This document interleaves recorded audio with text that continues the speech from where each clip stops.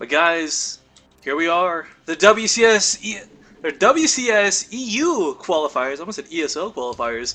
And spawning down here in the lower left corner of the map in game 1 of this best of 3, it's the Pink Zerg, JonnyREcco.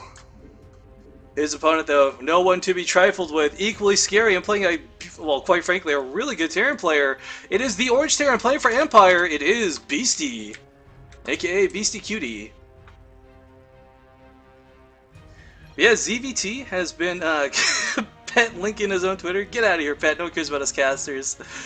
Yeah, Beasty, for those who don't know, who haven't been keeping up with him, he's been playing the qualifiers every single day, and if you keep an eye on his Twitter, he's been upset with the amount of Protoss he's had to face prior to this series. If you want to actually take notice, there's no Protoss here today.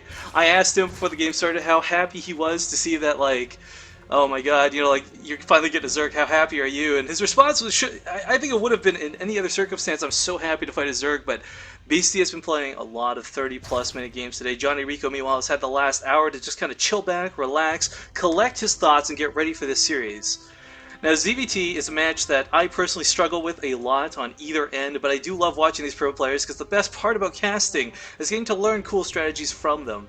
I'll tell you offhand, guys, like 99% of the Terran builds I knew on Wings of Liberty came from specifically watching Empire's BeastyQt.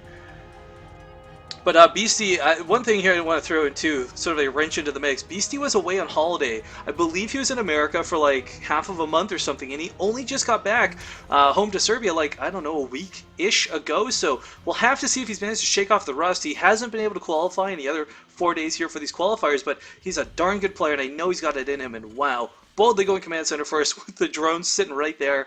Not a bad idea though, because he does have it on the high ground. You can of course create a barracks for that beautiful, perfect wall off and not have to worry about circling aggression. Whereas a lot of players like JonnyREcco will punish you. Like if you put your command center first on the low ground, you're going to see lings in your base rather quickly.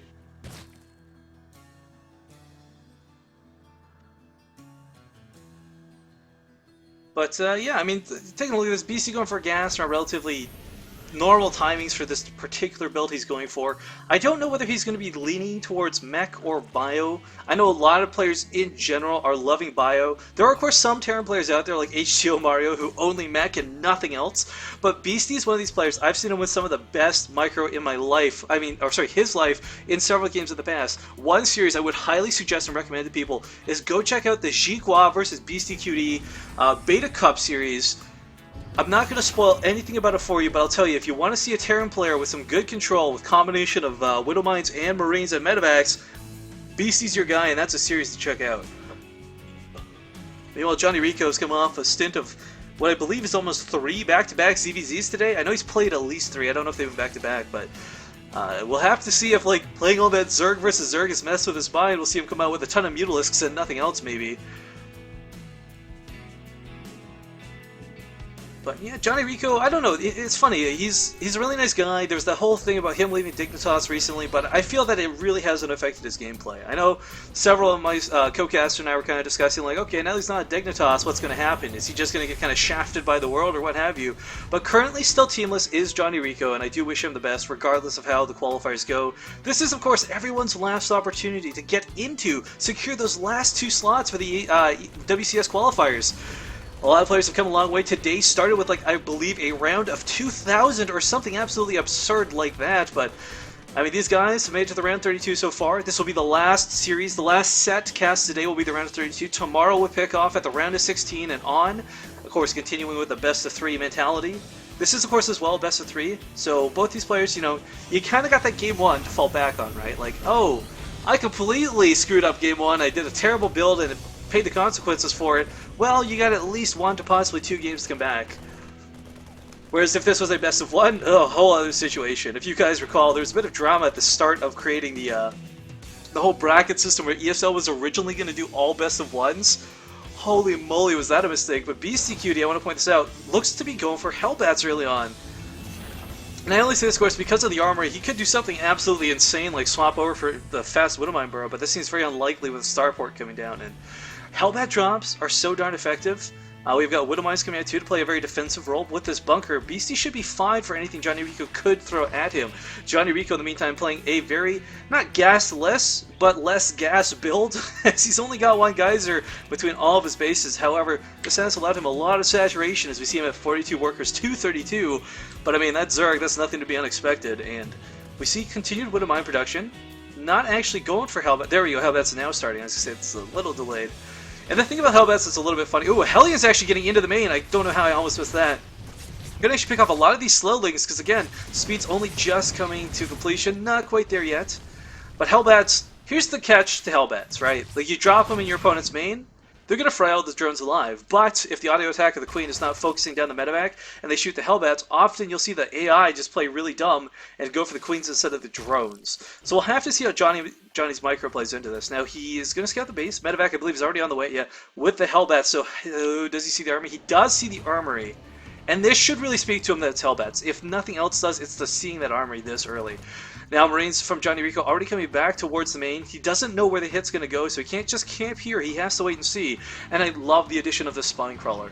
This is going to secure JonnyREcco and saying, like, look, I might still lose a couple workers. Hell, I might lose a lot of workers, but I will clean up these Hellbats before they can do too much. And with two Queens focusing down this medevac, and the Spine Crawler not quite up yet, BCQT, oh, get that whole position off, man. Nice spot in the middle line. Gonna take very little damage. Medevac getting dangerously low, actually, as BC tries to get some more drones. All these drones are so low, but he just can't quite get it.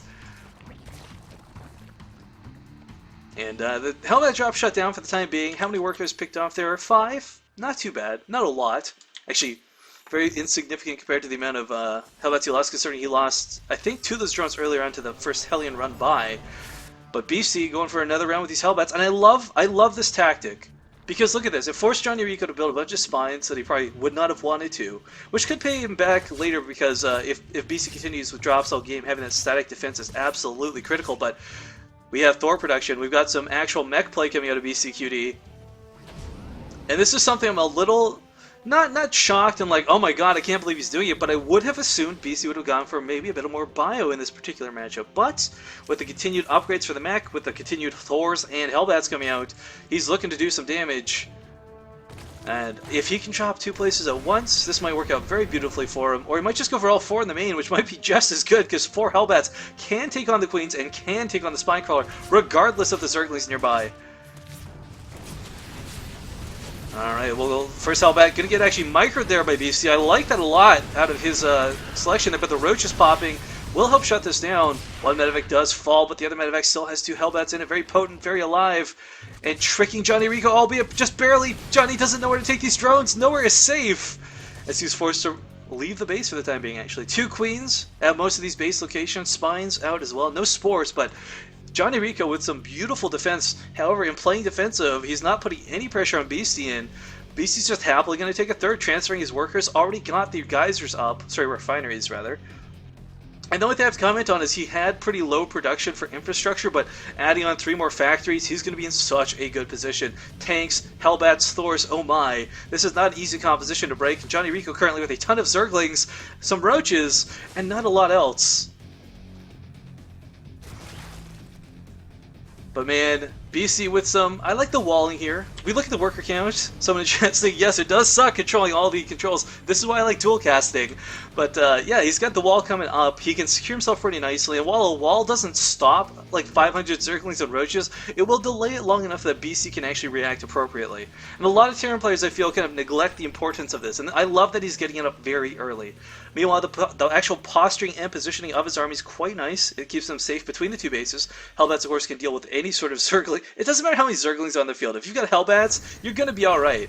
And the funny thing is, Hellbats even, to some extent, out-damage Roaches. Roaches, of course, can kite them, though, so that's kind of where the catch is. But JonnyREcco, gotta be careful. Could lose a lot of Zerglings, if not. Marine does see what's going on here in the south. I'm surprised he didn't try and shoot at the Overlord. Does JonnyREcco actually know? Yeah, there's like a Ninja Marine there just hanging out. But JonnyREcco, in the meantime, taking not 4, but 5 bases and a ton of creep spread going across the entire... This is looking very good map control-wise for JonnyREcco, but again, BC with these drops doesn't give a good gosh darn. Going to come in here. Spinecrawler has been rebuilt, so is a Spore, along with these Queens. So BC seeing that's like, alright, let's see. Yeah, it's better than natural. Let's go here instead. Hellbat's coming down once more. Can they get enough drones? Barbecue has begun. Hellbat trying to do as much damage as they can, actually. 12 workers down at this point. Oh, one more volley would have killed probably 4 or 5 more, but Beastie, I like this. The units he's sacrificing for this minor harass, just Hellbats, just minerals. It's alright to sacrifice units like that. As we see, he's got quite a large mineral banking compared to his gas. But one concern I do have is this positioning of the Thor coming out of the... that is going to suck for reinforcing later on. It does take your units a lot longer to get around the map, and anyone who's played a tower defense game knows exactly what I'm talking about. But that Widow Mine just got 10 freaking Zergling kills. Hellbat's coming from behind. JonnyREcco has no chance of escape. Oh my goodness, look at that Roasty McToasty going down there, just creating a sizzling pile of Zerglings. That could feed Africa, folks. Now Beastie going to continue to pressure forward here. Tank's going to actually get a lot of free roach kills. Holy moly! As JonnyREcco's just throwing units away for free, but of course, you know, when it's mostly Zerglings, I guess you're not that hurt by it.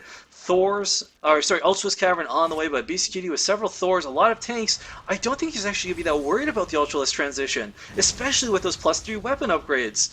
But we'll have to see how that plays out, as there are Vipers in this army as well, and, you know, a Thor's great, but not if it gets gripped into a bunch of units it can't deal with.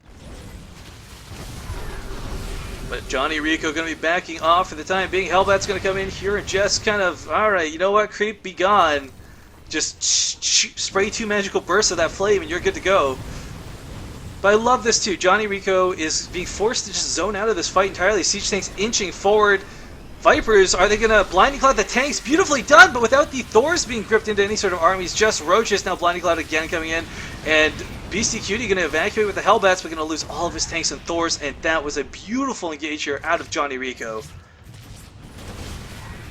Oh man, but these Hellbats trying to do a little bit of damage, finding it very difficult to deal with these forces, but Beastie with 4 bases, a planetary, 3 extra orbitals, I mean, he's looking to be alright economically.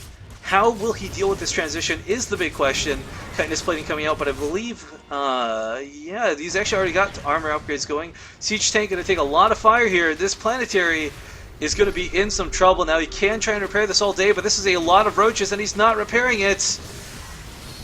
Come on, Planetary Fortress, can you do it? Can you hold out? Looks to be not the case, evacuating the SCVs. I like that choice. You know, just really minimize your losses. It sucks losing the Planetary like that, but if you can trade the Planetary for all these roaches funneling into the tank fire, you're going to be A-okay. But yeah, the harass, I gotta say, like, the harass coming out of Beastie this game, it's not like he's doing anything poorly. JonnyREcco's just doing an amazing job of recovering it, making sure, like, okay, Spine's down, Queen's down, those Hellbats are not touching my mineral line. And Beastie is kind of suffering because of this. In a Zerg matchup, if you let the Zerg just kind of go unattended, they're going to, like, well, quite literally swarm and overwhelm you later on, but Roaches coming in here, Hellbats being healed by these medevacs, still a weird sight that I'm not even used to as a Terran player. And tanks will clean up these roaches, but what's coming up behind this? We got Hydralisks probably planned for later on. We've got Ultralisks, 8 freaking Ultralisks coming out.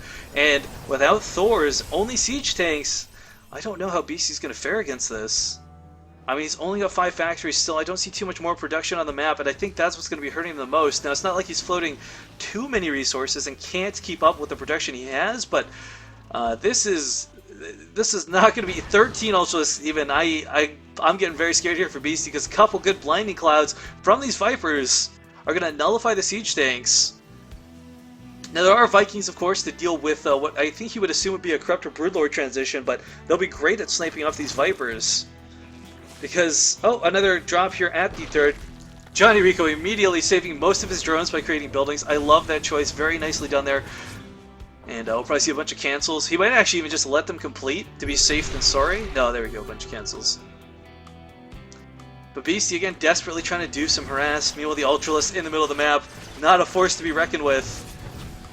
Hellbat's finally going to get to fry some of the drones they've been longing to all game, but is it too little too late, I must ask, as we see, again, not too many siege tanks, not a lot of ground units. Actually, Beastie doing the most intelligent thing he can do in this situation and making it very difficult for the Ultralisks to filter in by having these command centers up, by having everything out of position. These, as we see, Ultralisks, very big, fat, clunky units are having a hard time funneling in, but the Blinding Cloud going down on the tanks would be really difficult to deal with. Ultralisks just pushing right through, Blinding Clouds all over the place, and Beastie only has a Thor and a couple tanks remaining. Several of these Ultras are quite low, mind you, but it's the fact that they still remain BC sieging off of the melee mode. We have Vikings landing, desperation at its finest. This is like the Wings of Liberty trailer, folks, when you see a Viking land to try and take on an Ultralisk, and actually not doing that bad at holding, losing this base once more, lifting this one. Oh my god, why did JonnyREcco not finish this? 34 health remaining. Cancel it, Beastie! No! As the base does fall. But man, Vikings, Thors, and command centers. BC's got a lot of them, but unfortunately, or not Thors, but Vikings command centers. But unfortunately, it's these Ultralisks. Like, what can he do? He's got Ravens coming up, but even then, Seeker missiles don't do that much damage to Ultralisks. I mean, granted, with the Corvid reactor, the Ravens will be able to launch, I think, close to 2 Seeker missiles off the bat, if not, definitely.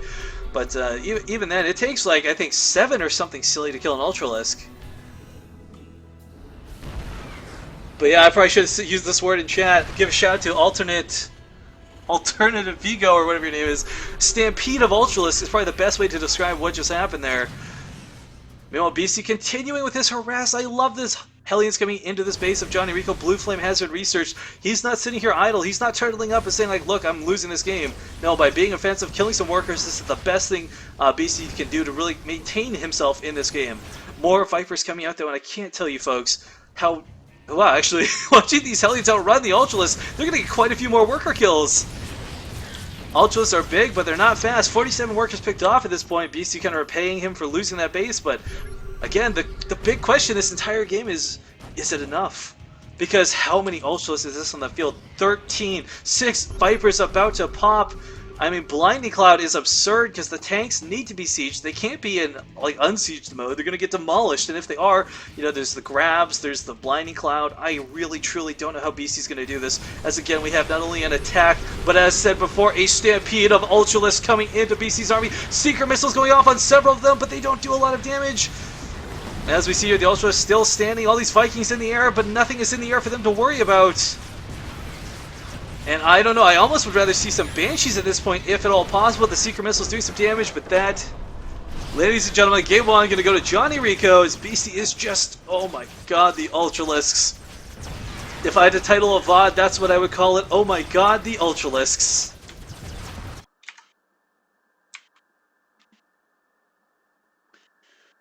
Oh boy, that was intense, and wow, we went from like 20 viewers to close to 300. So thanks for tuning in, guys. I don't normally solo cast, so I'm embarrassingly asking you all to forgive me.